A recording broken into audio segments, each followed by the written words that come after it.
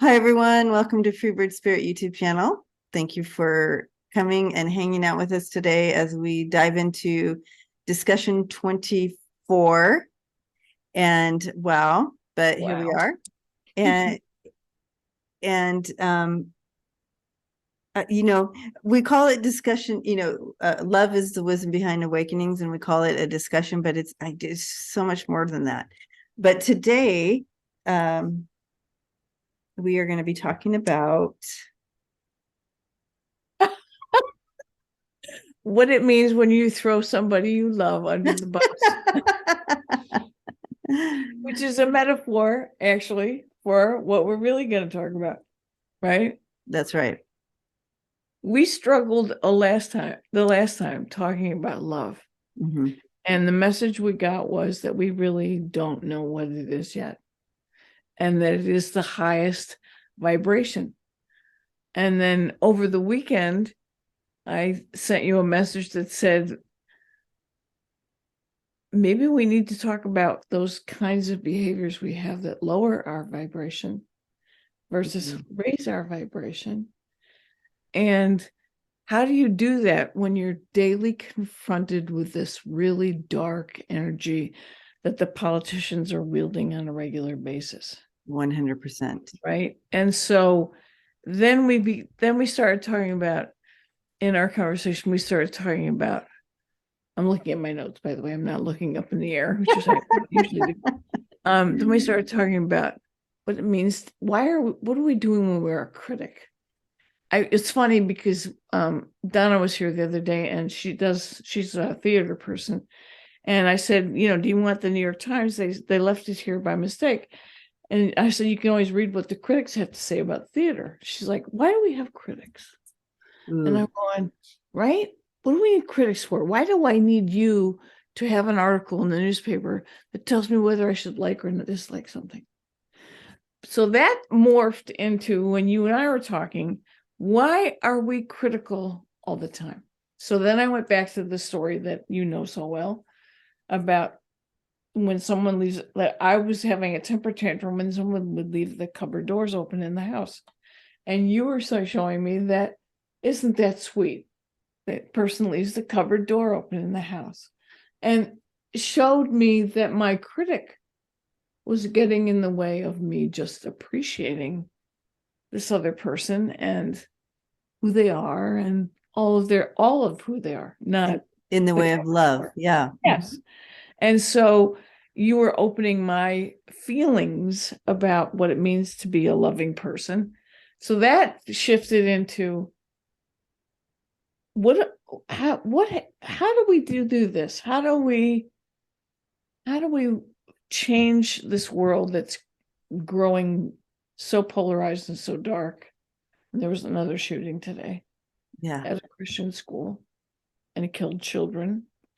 And how do we take that critic and make that energy, the energy of activism, high vibration?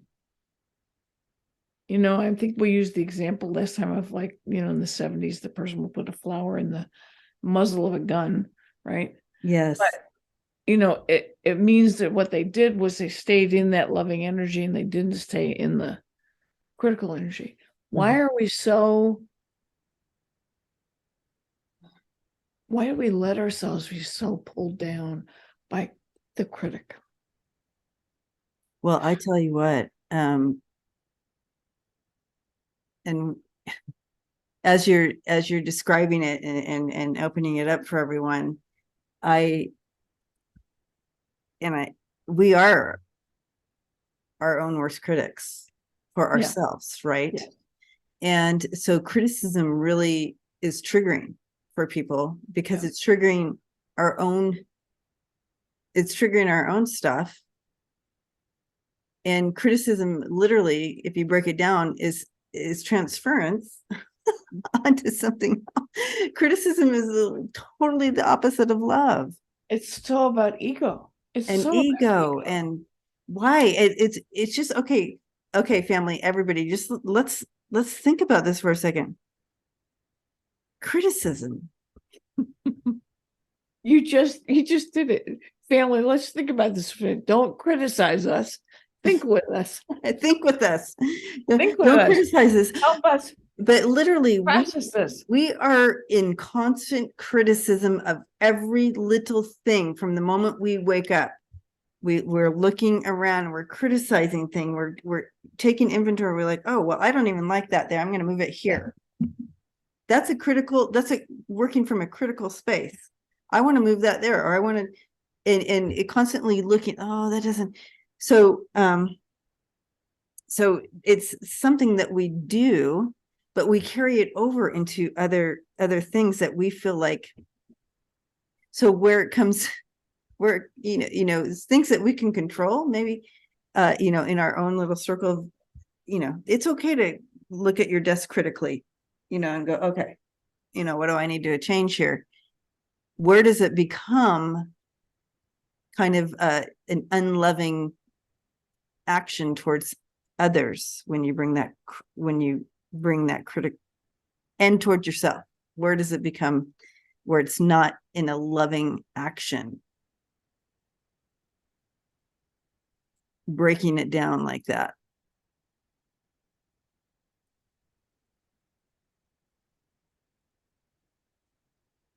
The word that came up when you said that was the word acceptance. Okay, so if we're being challenged, when you're being critical, you're not accepting. Okay, so the governor of Texas puts forward some 50 bills or more that are outlawing anything LGBTQ. So like 130 or something like that. Right, 150 or something ridiculous number, right? And your first reaction is to be critical. Yes. And not accept. 100%. I'm not going to accept your destructive behavior, right? Yes. Or I have a relationship with somebody who's violent. I'm not going to accept that. All right. So how do we work that? How do we work that? Right. How do we? And this is where the activism stuff comes in. So you got people out in the streets and they're marching. I mean, look at what's going on in France right now. Oh no, look what's going on in Israel. He's trying to dismantle this top court of the land. My bet is that he's trying to make it more right-wing and have more power. Yeah. And the people are saying, no way, you're not doing this. We're going to tear this place apart until you stop. And now he's like, I think I'm going to have to not do this. So they're reacting out of love of each other. Yes. So not that's love the difference between so love versus criticism. Yes. And there's a good, so there's a good example of love, reacting from a space of love rather than just that criticism. Right. So to react to Abbott's behavior is to be activist and say, because I love my brothers and sisters around me, correct, I will not accept what you're doing. Right? Yes. Okay. Now yes. put that on the level of what we were talking about earlier. When I'm my own worst critic, I'm not accepting me. So I need to love me in order to accept that I will always make mistakes, and mistakes yes are our best friend. Yes. I love that. Uh-huh.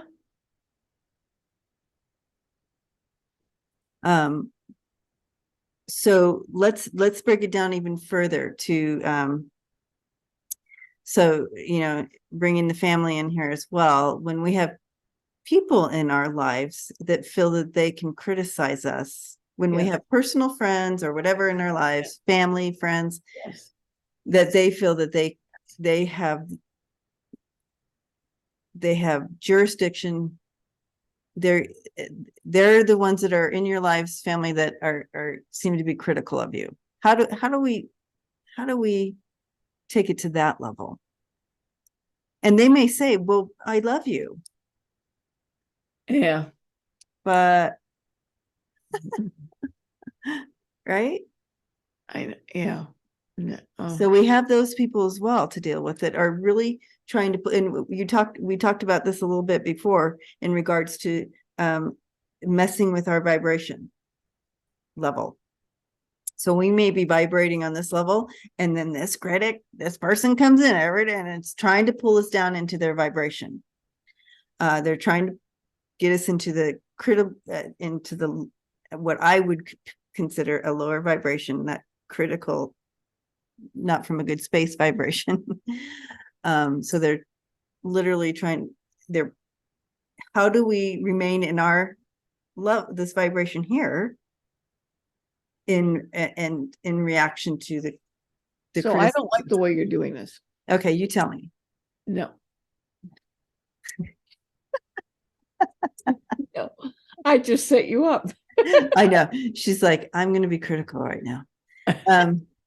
So what do? I don't like the way you're doing this. So for what I would do in that moment, I'd go, okay, so how can I change this to make it appropriate for everyone? How could I change it to help you feel comfortable in how I'm doing this? So that's about me.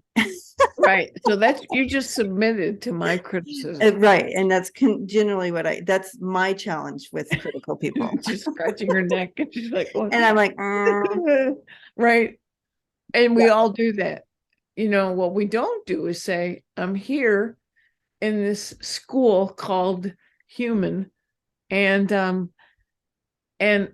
by definition, I'm going to make mistakes, because the mistakes are where the lessons are, right? And as well as the good stuff, they're all there, but those are all lessons, right? Yeah. So why are we criticizing each other when we screw up? Right. Right. Instead of having a celebration, have a party, let's have a party. You made a mistake. Yay. What'd you learn? Yeah. Right? Yeah. We need to recognize our first step is to recognize when we are being critical towards others out of expectations of whatever we have expectations of, like everybody needs to be some kind of freaking super person at all times of the day. You know what I mean? So we need to recognize where we're being critical and make some changes. Like you were able to make some change in regards to cupboard doors. That was a big deal. Releasing that and realizing, oh, I wasn't coming. That makes sense. I'm coming from a space of love now. And so let's be aware. And if we can shift that in our own lives to the outside world, right? And watch how we're being critical. Is it coming from a space of love and activism, or, that what Chrys was just talking about, or is it from the lower vibration critical? I think that would shift a lot in regards to others being critical towards us, because we share the energy of criticism between each other. We recognize it. It's a code of some sort. But this is another one of those moments that we've talked about a lot, about how we've been socialized into this. This isn't natural. Right? It is not natural. Not natural. I mean, you think about babies and, the things they do where they make mistakes and we go, oh, no, honey, you can't do that. And then later it becomes, what the hell are you doing? Right. They're like, whoa. What? Whoa. Okay. So we need to lose the critic. We need to lose the critic. All right. So I had to pause the video and criticize Chrys for something, but we're back now. And I'm devastated. She doing? Oh my gosh. I know, but there's a difference between being a critic and saying, wait a minute, the sound wasn't up high enough. Right? Yeah. There's a difference. What is it? Well, because I was doing it out of love of everyone listening, that they couldn't hear you. She loved everybody but me. She was loving everybody but me. She liked you better than me. So she had need to change No, I my was ways. loving you too, because I want your voice heard. You have lots of good things to say. No. Yes. Yes. No. Yes. No. You're being your own critic there. Right? When I say yes. you have a lot of, and you're like, no, that Mhm. that's a lower vibration critic coming in. All Just right. imagine that when we make mistakes, we celebrate. I love that idea. Whoops. Okay. Wow. Where would the comedians be without criticism? Wow. Would we have comedians without criticism? I don't know. Interesting. You know any comedians that might want to tell you about? Yeah. Yeah. Okay. Let's talk to Joan Rivers. So she came in early before, when we were kind of discussing where our spirit team wanted to lead us today, and what to in these discussions. And while we were talking about that, and Joan Rivers came in, and I think she would be a really good one to talk to in regards to both sides. She was very critical of others, but she also was very criticized in her life, Yes. to the point of even changing the way, constantly change. And I'm not, I'm not for or against any type of change you want to do. But for her, literally, she was connecting it to the critical world that she lived in, that she went to those lengths for plastic surgery and stuff. But that's not the only thing. But yeah, let's talk to Joan. Do we have any specific questions for her, or do you want me just to see if she wants to come in and talk to us in regards to this whole subject? Yeah, I would like to just hear what she feels. Okay. Okay, so she's showing me her as just a child, like 2 years old, on up, 2, 3, where she recognized that she lacked. She was lacking. And so with that type of criticism in her life that early on, she learned very early, kind of like this unconscious, subconscious, whatever, way of dealing with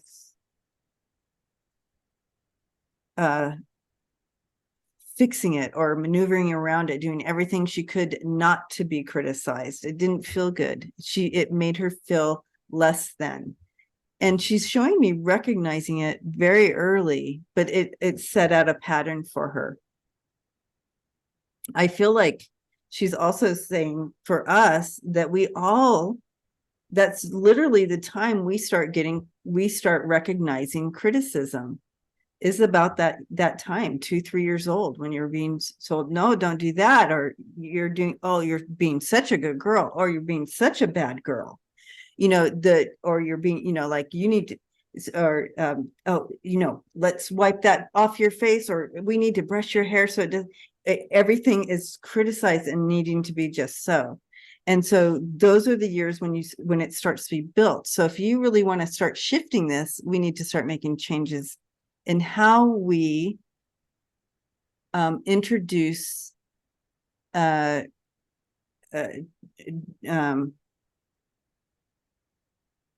do we introduce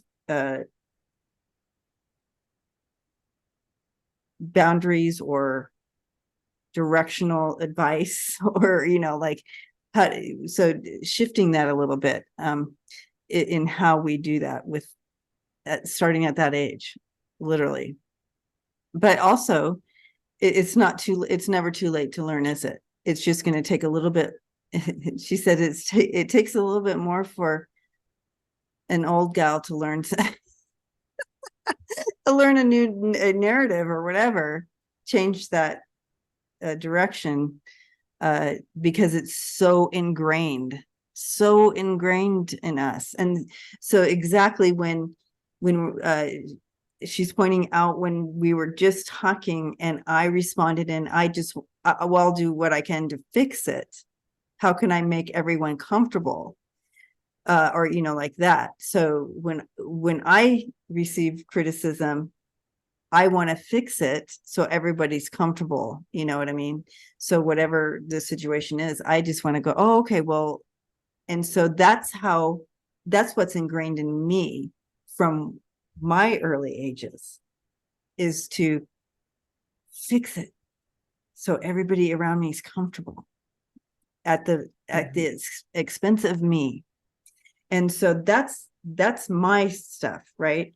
So I feel like she's encouraging the whole family here to kind of take a look. What is your response to criticism? Because that's where you kind of start with your own kind of healing or understanding that.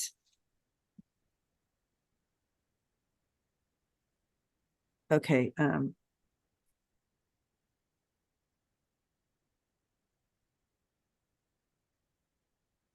So she's saying also here that some ways that that she did as she was young was to first of all try to do it right, and try not to be in a position where you when she was younger. But when she got older, she's showing me like grade school or high school and like that, she became very critical of others to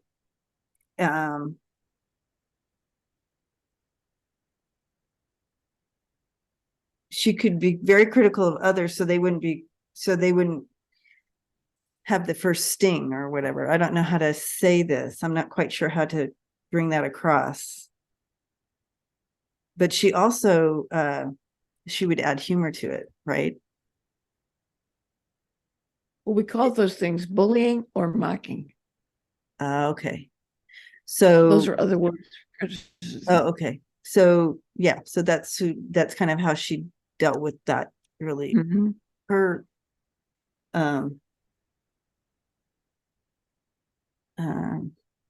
I just remember her kind of a little bit, like I never really saw her except when she was like on Johnny Carson one time. You know what I mean? I never really knew her.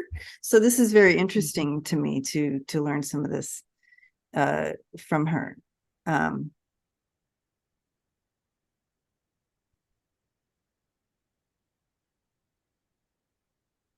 Yeah, and she said, she's like, and you speak of Johnny Carson and the good old boys, and trying to create to push through a man's world, Mm-hmm.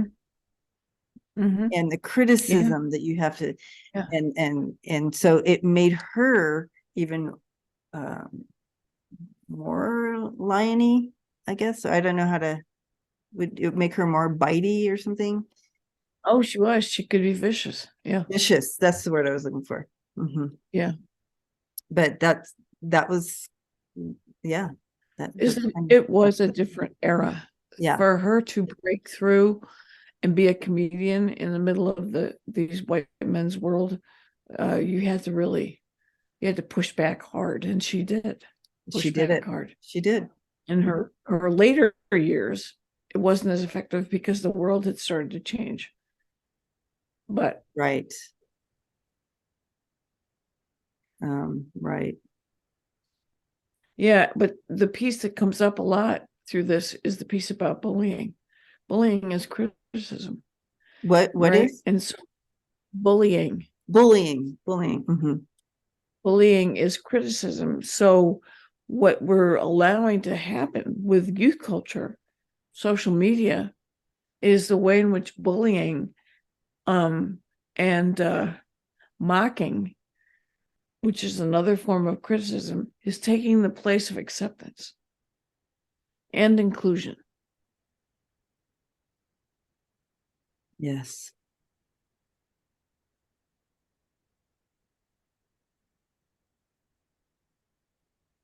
She,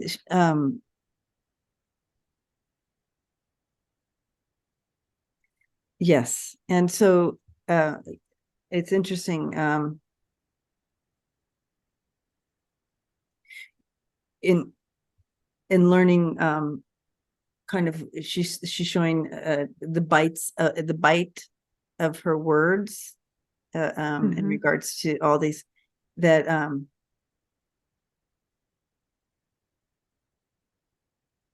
how much pain actually, that it would have caused. She understands obviously now. And, yeah. She keeps highlighting her daughter here. She has a daughter? Yeah. Okay. Yeah. She and her daughter were very close. She has a daughter? You said? Mhm. Okay. Because she keeps highlighting a daughter.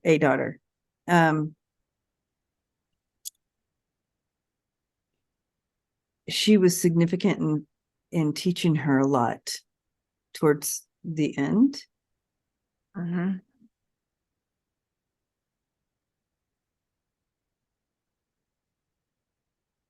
And she's just, I don't know the relationship between them, but she's just so, like, my daughter is not me. And she's happy about that. Like, she came from that space of love. They were very close, and they Oh. spent a lot of time together. Okay. And yeah. She was her anchor, is what she's using the word anchor. Okay. Yeah. Okay. And so she brings that in when you were talking about kind of like different generations, whatever. Also, that they, now's our opportunity really to, and she says it's happening. People are using different words in raising their children.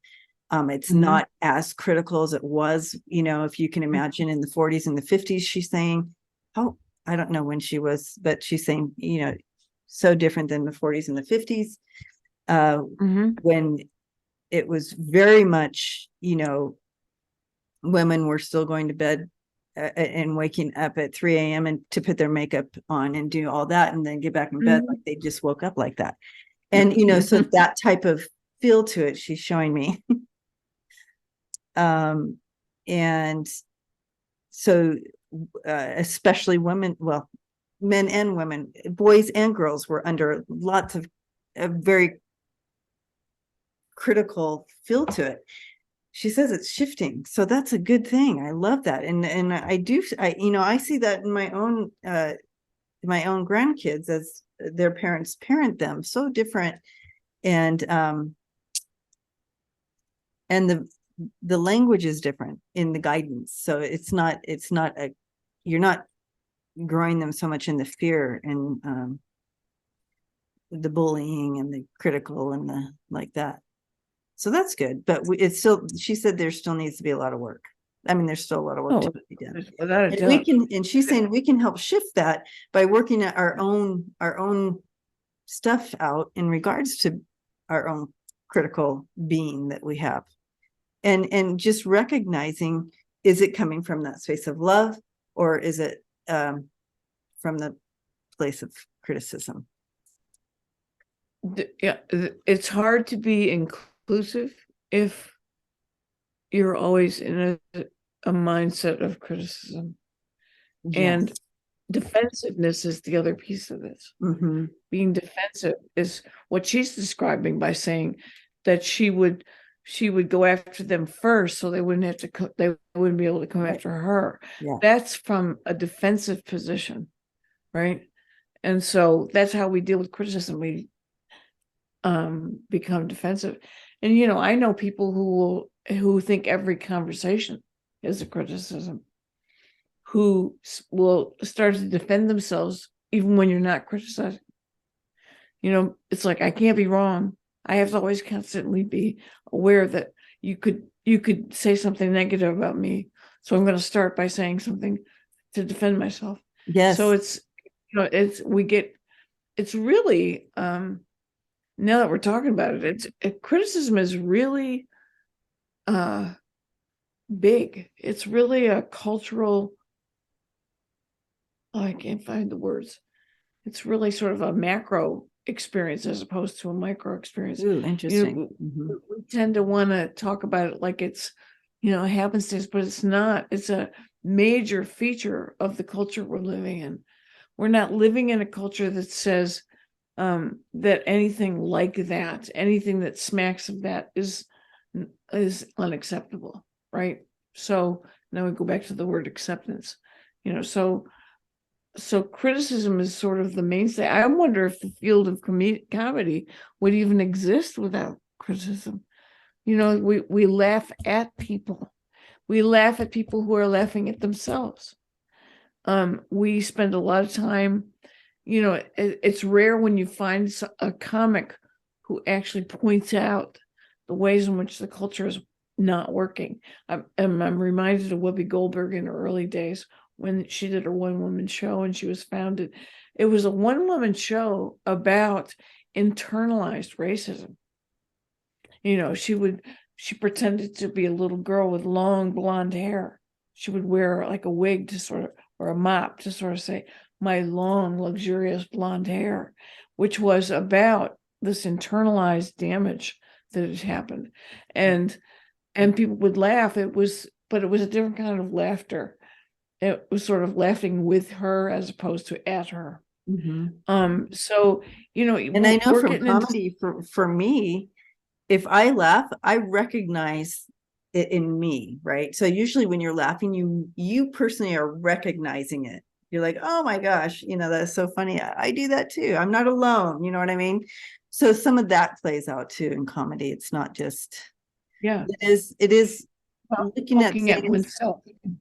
Yeah. But you're still being critical of yourself. Yeah. True. Although, there are moments when you're not critical of yourself, when you're just being ironic, you're sort of. Or it could be a good, when we do something that is a little wonky as a human, we should be laughing, right? It is kind of funny not to take everything so serious. Right? Yeah. Yeah. I can't get Abbott out of my head. Like, and the governor of, what is it? The governor of Iowa or Idaho, who just passed a law that said that abortion, what do you say? An ectopic pregnancy can't be removed. oh, so he wants the woman to die. It's an abortion. Yeah, he'd rather she died than. Yeah, I mean, yeah. He obviously has no idea. I'm losing my sense of humor, right? Yeah. Then that's not a comedy show, though. Okay, so I'm talking about comedy shows.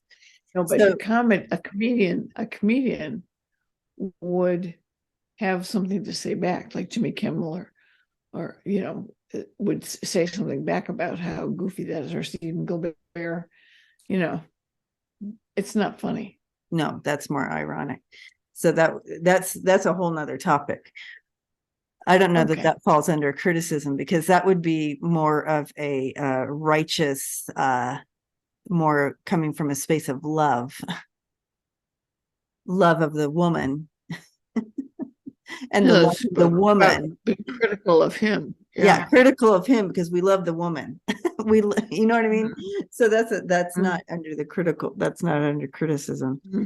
That's more of a coming from that space of love. That's a difference. That's a good one to show the difference between when you're not coming from that place of criticism, you're coming from a place of love in regards. So does Joan have anything to say about what we're dealing with right now?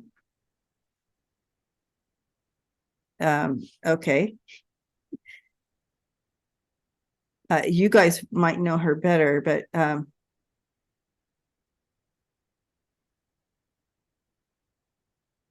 she has a lot to say, and it's very fast.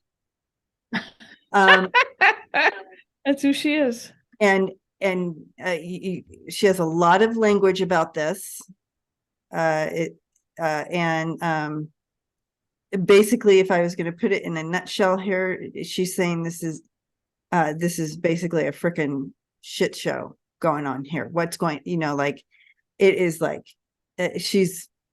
she has a lot of, she's showing us what Joan would say, right? The energy of Joan would say about this, but she's saying it very fast and using language to back it up. But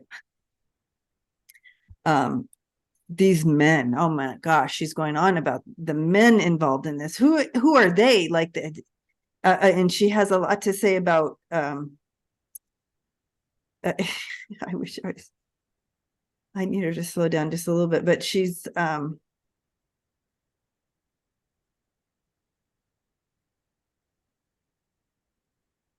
she has a lot to say about, in an ironic, funny way, but harsh way, critical way, of men, political men making laws in regards to a woman's body and pregnancy, of shit they don't even know about. What do they do?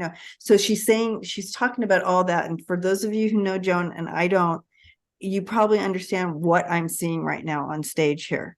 She's on it in her language. So if you know her, you remember.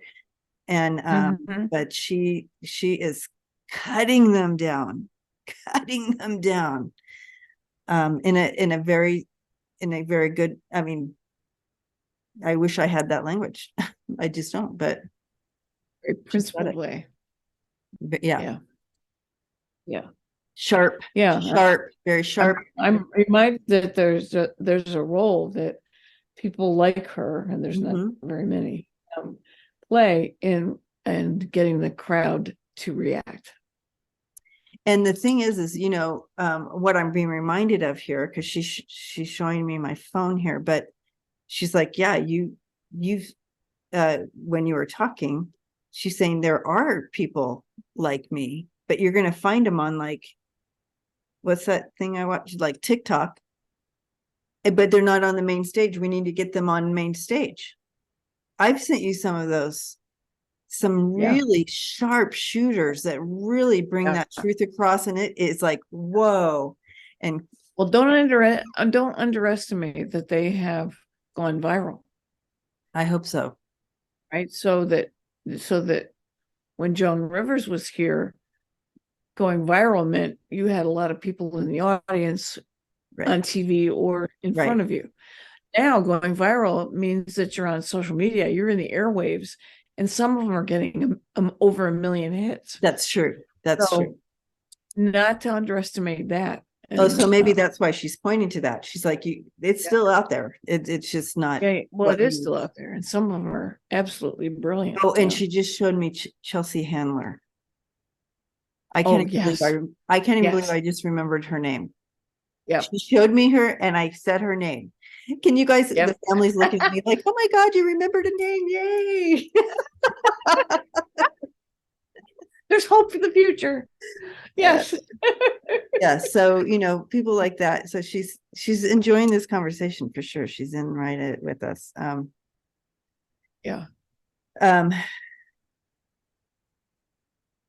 men are talking too, but it's not going to be the same energy. You need a woman who has, and she's saying, and I quote, who has the balls to do it. Yep.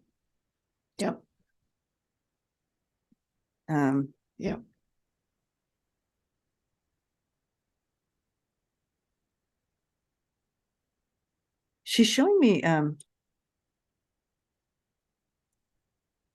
okay. All right. She's it looks like she's from the other side kind of encouraging some of these female comedians who are well known. to get out there and talk. So she's showing me a few people, and no, I don't know any names. But we're going to be hearing from them, I think, this year. We'll be hearing from them. So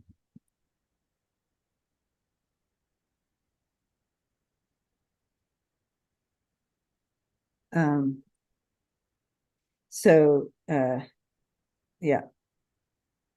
Is there any more questions we have for her?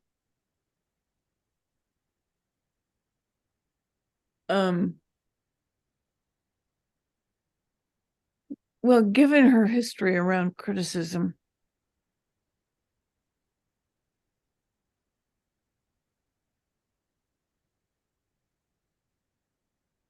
does she have any advice? What was the question again? Given her history around being critical, Oh, okay. does she have any advice? More advice? Yeah.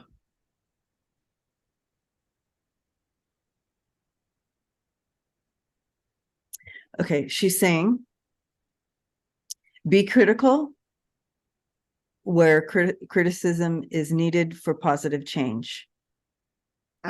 And when I say positive change, it doesn't mean dyeing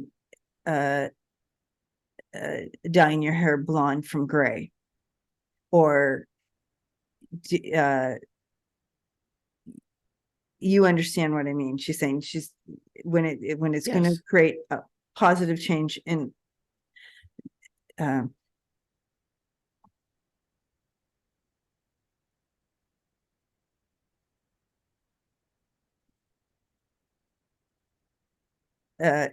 not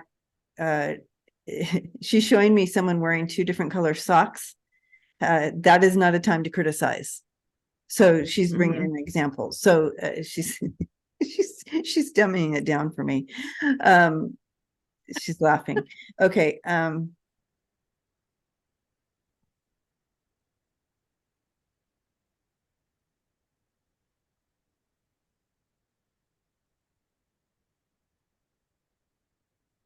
She's saying hug more, laugh more,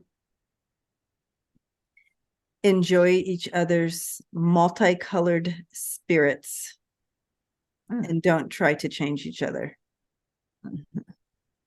Beautiful. Yeah. That's beautiful. Embrace. Okay, so that makes sense to the hugging. Embrace the differences in each other and stop criticizing it and trying to tear it down.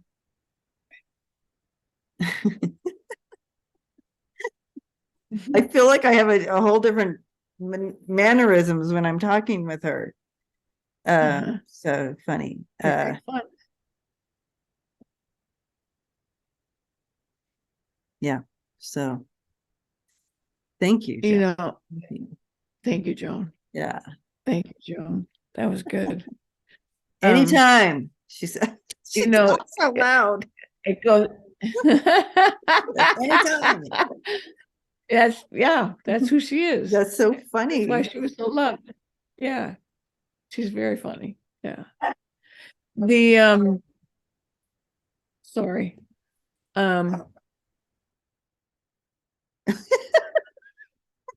She starts a sentence, you guys, and then she mutes herself because BB's barking.